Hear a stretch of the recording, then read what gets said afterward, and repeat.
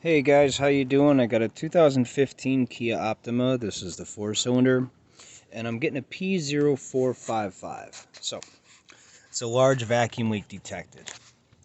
Now, I went for the solenoid, the purge solenoid, and it seems okay. Now, I don't have a vacuum tester or anything like that, but what I want to suggest is checking this, and this is where it is. This is the air filter. And here it is. So, as I was looking at this, it looks okay.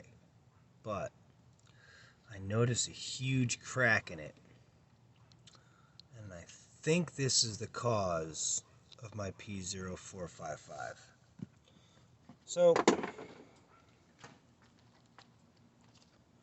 I went to my favorite parts store and got this little kit here. This is from Dormond, and this is a universal vacuum cap assortment. So that's what it looks like.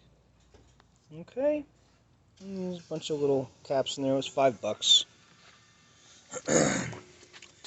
So you just put this on, slide it on. Okay. So I got it installed. And now I'm going to clear the code and see what happens.